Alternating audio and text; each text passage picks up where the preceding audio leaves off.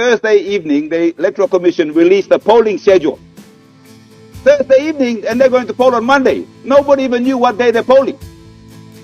You can't come into the House and just make a mockery of a system by just listening to people's text messages, Mr. Deputy Speaker. Thank you.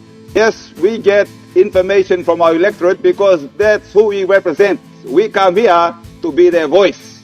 I'm also talking about my electorate so that you can see what we are doing in my electorate. I understand in my electorate. I can't say what happens in other electorate because me no stop lo apna askimo ARO bluyupla. This is my electorate. Grievance debate member for Madang. The Speaker for recognizing me on opportunity for grievance debate. Unfortunately, time ran out, and I even got time to ask a question.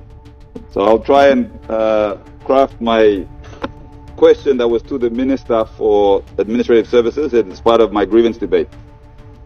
So there are three issues on grievance debate. One is the funding of the LLG election, where we had so many commitments in this Parliament that they would be funded. As of this morning, I received a text message or conversation from the electoral officers asking for lunch money to pay counting officials, 20 kina. They confirmed that when the writs were issued, the Electoral Commissioner gave them 10,000 kina to conduct their training and recruit their counting and polling officials. And that 10,000 kina,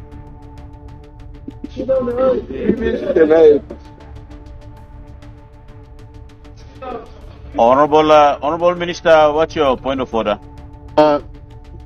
Mr. Deputy Speaker, whilst I appreciate that this is grievance debate, the member should know that if he wants to get factual information, he should speak to the Electoral Commissioner. Don't go down to get text messages and expect that those text messages are genuine and they are correct. You can't come into the House and just make a mockery of a system by just listening to people's text messages, Mr. Deputy Speaker. Thank you. Honorable Minister and honorable members, the grievance debate allows for a member to sow in grievance of what he feels he can bring to this House. Therefore, I will not use entertain any matter to stop a member for unless you speak a word that is not parliamentary, that I will ask you to withdraw. Honorable member. Thank you, Deputy Speaker, and your sound ruling. So, back to the issue of LLG elections. Yes, we get information from our electorate because that's who we represent. We come here to be their voice. We are not in government and we can go to the Electoral Commissioner where he is vacant. So, according in a meeting that I had with them, they raised concern they only received 10,000 kina. Ogata ARO. Got LLG. Then the provincial government gave them just last week, Thursday, 19,000. So they had 29,000 kina to run the entire LLG election for their LLG. 29,000 kina. 10,000 in Pinis, 18,000 now. They're looking for hire vehicle and everything to run. I said, but there's no money. The Electoral Commission, the money that was budgeted is given in Pinis. So you guys are recruiting electoral officials, who's going to pay them? Then we went through the budget for these accounting officials, electoral officials. They get paid 70 PO, gets presiding officer gets 74 kina. Then Nadblag says 72 kina. Then O'Clark Simo say 50 kina. Then Doki and 42 kina a day. Then they add a 300 kina risk allowance. Risk allowance, this is LLG election. So why are we paying national rates, election rates, where you got high risk for LLG election? And then they want advance payment, advance for deduction, advance to even deploy. So last time when the government cancelled the election or deferred it, some of them already see 1,000 will go finish and then no time to come back in. And we know there's no money. I calculated that if we counted that 300 kina per official, it comes to over close to 300,000, 400,000, 500,000. Right now they just got 29,000 for 3 LLGs. The good minister mentioned to me in his conference or workshop that all the money has been paid. We put a hold on the account, but because once the elections polling starts, we release it. That was a complete misinformation by the minister to me. Complete lie. Because we must talk straight. Okay. So, right now we got energy election. Now time will find out if no got money. They're going to say, hey, we're not going to count and declare until money comes. So who's going to, now we are going to fund the LLG national function or not? Honorable Member, we have a point of order. Minister for Coffee. I don't mean to interject, but there is what we call the shared responsibility. We, in my electorate, we are spending money, not just to run these elections, but we've also assisted with the common role. Yes, I'm also talking about my elections so that you can see what we are doing in my electorate. We don't allow the Electoral Commission to run these elections, do the common role update unto themselves. We also assist as well, so I'm just putting a point. Please. Honorable Member, continue on your debate. Thank you, Deputy Speaker. So these are issues that concern my electorate. I understand that things might be different in yours. Time law grievance debate, please, by all means, you get up. Now you talk law electorate blow you. Me talk electorate blow me. So that is the current status I understand in my electorate. I can't say what happens in other electorate because me no stop law na asking more ARO blow you. This is my electorate. So the government, provincial government put in 90,000, they are also struggling with revenue. So obviously for the district now, we have to step in. But the question is, are we going to get our money back if the government then releases funding to Electoral Commission or not? And then I got hospital coming to me and asking for fuel drum. And I said, my district is not a function to start functioning national government agencies. Health, Works, CIS.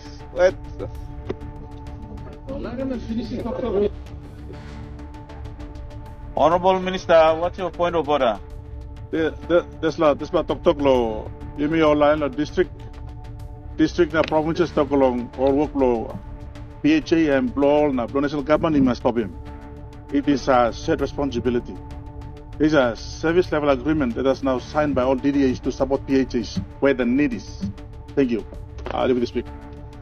Honorable members, I think I have made a ruling that this is a grievance debate.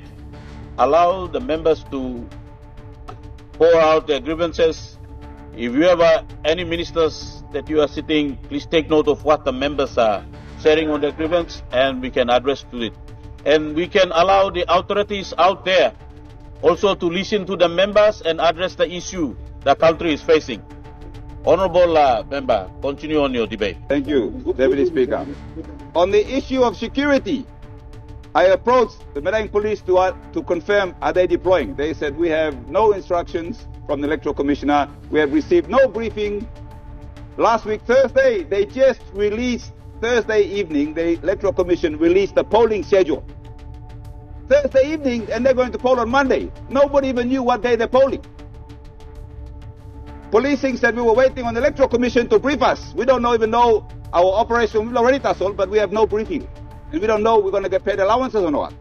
That is the state of affairs, I can say, in my electorate. I cannot speak to other electorates. On the second point, was concerning my grievance debate in the Minister for Administrative Affairs, a advisor, one kind super advisor, Mr. Vikash Singh, who I understand has been traveling around with the Minister for Administrative Services and giving advice overseas to New Zealand and India and other places, and he's being paid and funded by the Electoral Commissioner. So I looked up his background. Yeah. Let me interrupt you. Honorable Member, I understand you have made a good grievance debate in regard to what happened in there. I will ask you to refrain from mentioning a person's name whom they are not here in the house, so I will ask you to refrain and withdraw from mentioning a person's name. Okay. Point noted, Deputy Speaker, and I will come withdraw the name, but I will not mention the name. So, because it's on record.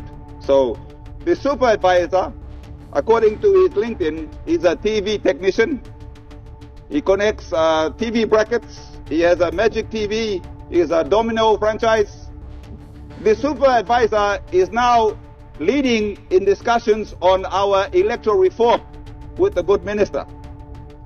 So I'm not sure how in his CV he talks about his dealing with government affairs. I don't know how you connect the TV and then you end up in government affairs in PNG and then you're traveling around the country and doing electoral reform. These issues are, unfortunately, because question time finished, I didn't have the opportunity to ask the minister, so I'm grievance debate for me. So it's just something that this government must explain. How does the man come up supervisor?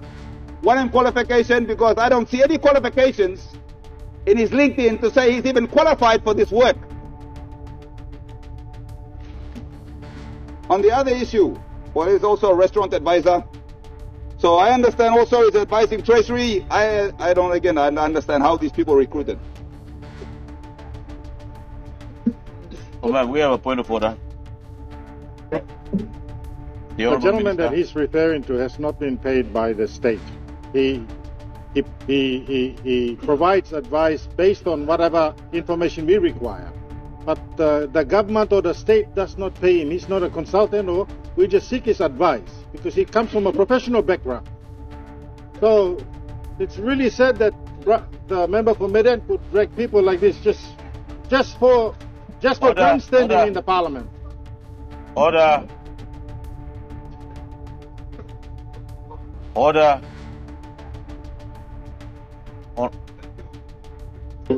Anyway, that's opportunity now. I guess the minister, unless other parliament sitting, he can provide a response. Or I'm happy to provide details and he can respond. On the last, because you guys keep cutting my grievance debate time, Smartmatics.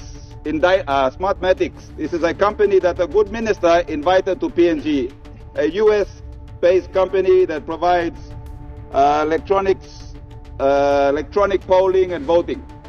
And they were one of the main presenters at the workshop or electoral commissioner program organized by the good minister. So I did research on this company, and their co-founder and a few executives have been indicted for bribery. It's a new law, but you find it in CNN. It's on CNN news page. They were indicted for bribery allegations in the Philippines, where they used 1 million funds sitting in a California trust fund, and they've been accused of bribing officials in the Philippines, electoral officials, mind you, on allegations of inflating the price of their machines. So during this entire program that the minister put on, I attended the conferences, I sat out. Unfortunately, I didn't get the time to question them on this issue, but no one mentioned that they have been indicted. Now, they could be innocent, but isn't this something that's important that the good minister should have made known, especially to this government, so we avoid embarrassment? Everyone is innocent until proven guilty, but we can look silly if we're not informed and they're not provided an opportunity to respond.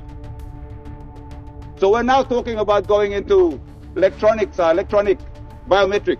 The good Prime Minister has issued a statement. But then again, if this company gets the contract, then we're going to look rather silly that a company that we're going to award or consider to award a contract to, we invited all the way here, is facing indictment. And if they're convicted, then what does that say? Do we adopt their system of electronic system when they've been accused of bribing electoral officials? So there's my grievance debate. I'm not exploiting you, but I'm informing you that your 10 minutes has lapsed. Thank you, Deputy. The last one to interrupt my time. So, with that, 33 seconds. That is my grievance debate. I look forward for these issues I'm raising grievance to be responded by relevant government ministers. Thank you.